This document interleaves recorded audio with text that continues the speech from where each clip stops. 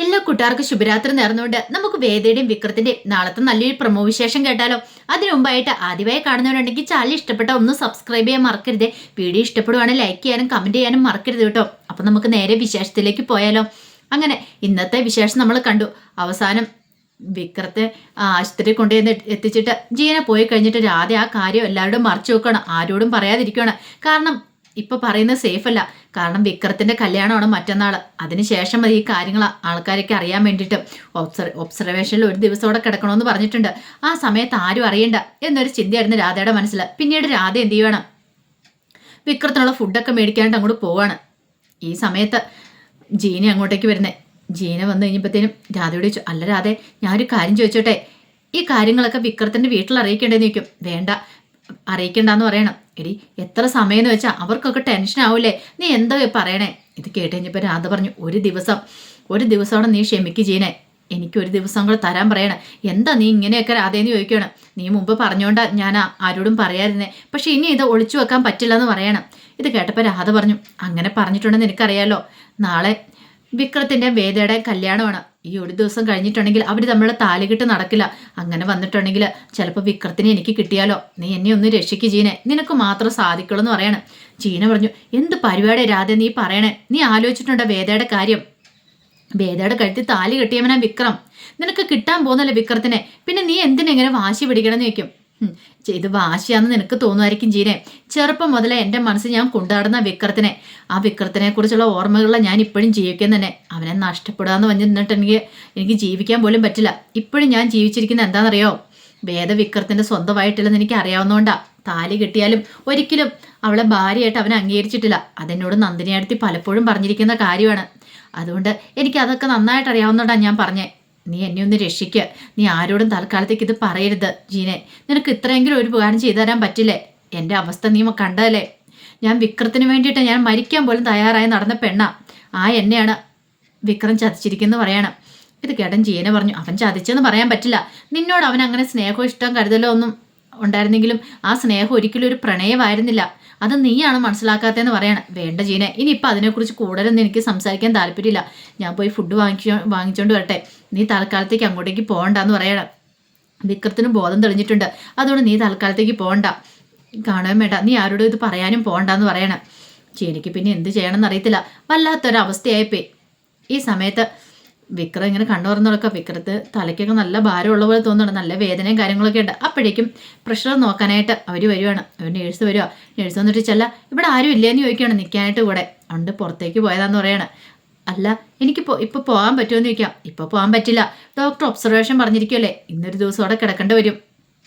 അതിന് ശേഷം മാത്രം പോകാം. അല്ലെങ്കിൽ പിന്നെ ഡോക്ടർ വന്ന് റൗണ്ട്സിന് വന്ന ശേഷം പരിശോധിച്ച് പറയും എന്താന്ന്. ഇന്നലെ രാത്രി ഈ അവസ്ഥയൊന്നും ആയിരുന്നില്ലോ, അതുകൊണ്ട് കുറച്ച് സമയം കൂടെ ചിലപ്പോൾ ഇവിടെ കിടക്കേണ്ട വരുമെന്ന് പറയണം.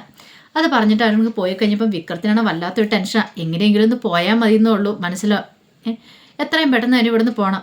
നാളെയാണ് തൻ്റെ കല്യാണം പറഞ്ഞിരിക്കുന്നത്. ദൈവമേ, വീട്ടിൽ തന്നെ എല്ലാവരും അന്വേഷിക്കുന്നുണ്ടായിരിക്കും, ആരും വന്നിട്ടില്ല. അപ്പം അതിനർത്ഥം വീട്ടിൽ ആർക്കും അറിയത്തില്ല എന്നാ. വേദയാണെങ്കിലും തന്നെ വിളിക്കുന്നുണ്ടായിരിക്കും. ഈ സമയത്ത് വിക്രം ഫോൺ നോക്കിക്കഴിഞ്ഞാൽ ഫോണില്ല. രാധ മനഃപൂർവ്വം ഫോൺ എടുത്ത് മാറ്റിക്കൊണ്ട് പോയിട്ടുണ്ടായിരുന്നു. കാരണം ഫോൺ ഉണ്ടെങ്കിൽ ചിലപ്പം വിക്രത്തെ വേദ വിളിച്ചാലോ അല്ലെങ്കിൽ ആരെങ്കിലും വിളിച്ചിട്ടുണ്ടെങ്കിൽ വിക്രം ഹോസ്പിറ്റലാന്നുള്ള കാര്യം അറിയും. അതുകൊണ്ട് ഒരു കാരണവശാലും വിളിക്കാൻ പാടില്ലാത്തതുകൊണ്ടാണ് രാധ ഫോണും എടുത്ത് മാറ്റിക്കൊണ്ട് പോയത്. അവളങ്ങനെ കുതന്ത്ര ബുദ്ധി പ്രയോഗിക്കുകയാണ്. ഈ സമയത്ത് വിക്രത്തെ കാണാതെ ആകെപ്പാട് ടെൻഷൻ അടിച്ചിരിക്കുകയാണ് വേദ. വിശ്വമാണ് അന്വേഷിക്കാൻ പോയിട്ട് വിശ്വത്തിന് ഒരു അറിവില്ല. അതുപോലെ തന്നെ അനിയൻകുട്ടനാണെങ്കിലും രാജേട്ടൻ അവരൊക്കെ അന്വേഷിക്കുന്നുണ്ടായിരുന്നു. പക്ഷെ അവർക്കും വിക്രത്തിനെ കുറിച്ചൊരു വിവരം കിട്ടിയില്ല. എവിടെ പോയെന്ന് അറിയത്തില്ല. ഇനിയിപ്പോൾ കല്യാണം ആയതുകൊണ്ട് കല്യാണം കഴിക്കാൻ താല്പര്യമില്ലാത്തതുകൊണ്ട് മാറി നിൽക്കുവാണോ, അങ്ങനെ ഒരു ചിന്ത അവരുടെ മനസ്സിലേക്കും വരുന്നുണ്ട്. കാരണം വിക്രത്തിന് താല്പര്യമില്ലായിരുന്നുള്ള കല്യാണത്തിന്. പക്ഷെ അവർ ഒരു നിമിഷം അങ്ങനെ ചിന്തിച്ചു പോയി, ഇനിയിപ്പോൾ അതാണോ കാരണമെന്നൊക്കെ. പക്ഷെ എന്താ ഏതാ എങ്ങനെയൊന്നും അറിയത്തില്ല. ഇങ്ങനെയൊക്കെ സംഭവിക്കാൻ മാത്രം അതിന് അവൻ ഇത്ര ഒളിച്ചോടേണ്ട കാര്യമില്ലല്ലോ.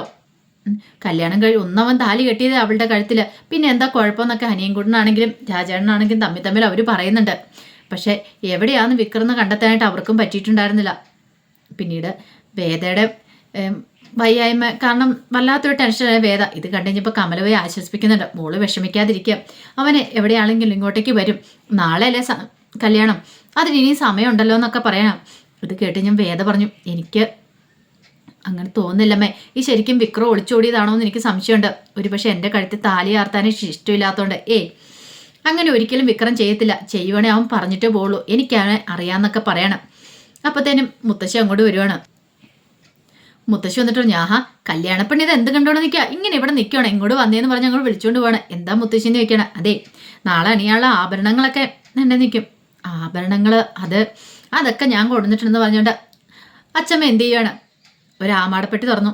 അതിനകത്തുനിന്ന് കുറേ ആഭരണങ്ങൾ എടുത്ത് കാണിക്കുകയാണ്. ഇതൊക്കെ അണിഞ്ഞുകൊണ്ട് വേണം നാളെ മോള് വിക്രത്തിന് മുന്നിൽ പോയി നിൽക്കാമെന്ന് പറയണം.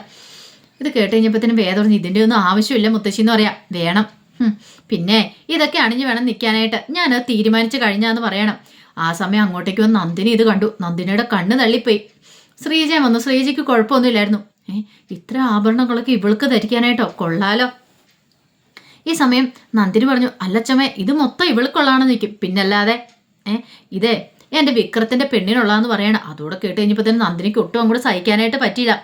നന്ദിനിക്ക് ഒരു വല്ലാത്തൊരു ബുദ്ധിമുട്ടായിരുന്നു. പിന്നീട് അച്ഛൻ പറഞ്ഞു ഞാനിത് കൊണ്ടേ വെക്കാം, നാളെ മോൾക്ക് ഇത് ധരിക്കാനായിട്ട് എടുത്തരും, ഞാനിത് കമലേനെ ഏൽപ്പിച്ചേക്കാന്ന് പറഞ്ഞുകൊണ്ട് അച്ഛമ്മ അങ്ങോട്ടേക്ക് പോവാണ്. വേദയ്ക്ക് അതൊന്നും കണ്ടിട്ട് വേദയുടെ മനസ്സിലേക്ക് ഉടക്കില്ല. വേദയുടെ മനസ്സ് വിക്രത്തെക്കുറിച്ച് ചിന്തയാണ്. വിക്രത്തിലായിട്ട് വന്നിട്ടില്ലോ. ഈ സമയം നന്ദിനി വേദയെ വിളിച്ചുകൊണ്ട് പോയിട്ട് ചോദിച്ചു അല്ല നിനക്ക് എന്തിനാടി ആഭരണമൊക്കെ, നാളെ കല്യാണം നടക്കാനായിട്ട് വിക്രം എത്തിയിട്ടില്ലോ എന്ന് പറയണം. ഇത് കേട്ട് കഴിഞ്ഞപ്പം വേദ പറഞ്ഞു വിക്രം എത്തിക്കോളും, ആ കാര്യത്തിൽ നന്ദിനിയടുത്ത് ടെൻഷൻ അടിക്കണമെന്ന് പറയാം. പിന്നെ എത്തും പോലും അവൻ നിന്നെ കല്യാണം കഴിക്കാതിരിക്കാൻ വേണ്ടി മുങ്ങിയിരിക്കുക. നാളെ നീ എല്ലാവരുടെ മുന്നിൽ നാണം കിട്ടി നിൽക്കുന്ന കാര്യമേ എനിക്ക് ചിന്തിക്കാൻ പോലും പറ്റുന്നില്ലെന്ന് പറയണം. ഭയങ്കര സന്തോഷത്തിലാണ് നന്ദിനി. ഈ സമയം വേദ പറഞ്ഞു അതെ നാളെ നാണം കിടാനൊന്നും പോകുന്നില്ല, നന്ദിനി അടുത്ത് കണ്ടോളം പറയണം. ഒരു കാര്യം ചെയ്യേ, നീ ഒന്ന് രഹസ്യമായിട്ട് അന്വേഷിച്ച് നോക്ക്, ആ രാധയുടെയും വിക്രതയുടെയും വല്ല കല്യാണം കഴിഞ്ഞോന്ന്, ചിലപ്പോൾ അങ്ങനെ എന്തെങ്കിലും സംഭവിച്ചു കാണുമെന്ന് പറയണം. ഇത് കേട്ട് കഴിഞ്ഞപ്പോഴത്തേനും വേദ പറഞ്ഞു കൊള്ളാലോ നന്ദിനി അടുത്ത് കുശാഗ്ര ബുദ്ധി.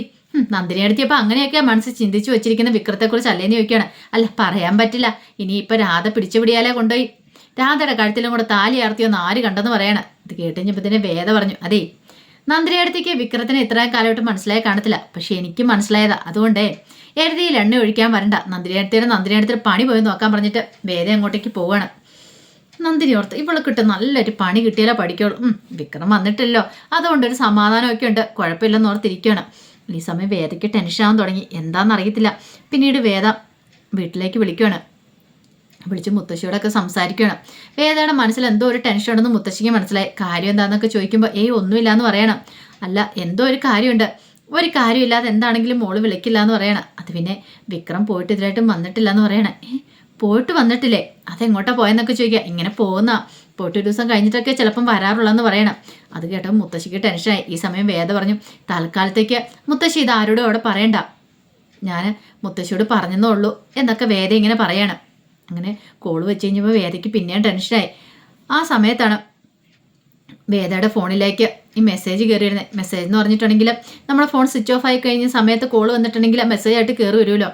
വേദ അങ്ങനെ നോക്കിക്കഴിഞ്ഞപ്പോഴത്തേനും പരിചയമില്ലാത്ത നമ്പറിൽ നിന്ന് കോൾ വന്നിട്ടുണ്ട്. ഇനിയിപ്പോൾ വിക്രമാണോ? വിക്രം അങ്ങനെ വിളിക്കുമോ നോക്കാം എന്നോർത്ത് ആ നമ്പറിലേക്ക് വിളിക്കും. ജീനയുടെ നമ്പറായിരുന്നത്. ജീന കോൾ എടുത്ത് ഹലോ പറഞ്ഞപ്പോൾ ഞാൻ വേദയാന്ന് പറയണം. പെട്ടെന്ന് ജീനയ്ക്ക് എന്ത് ചെയ്യണമെന്ന് അറിയത്തില്ല. എന്താ ജീന എന്നെ വിളിച്ചായിരുന്നോ എന്ന് ചോദിക്കുകയാണ്.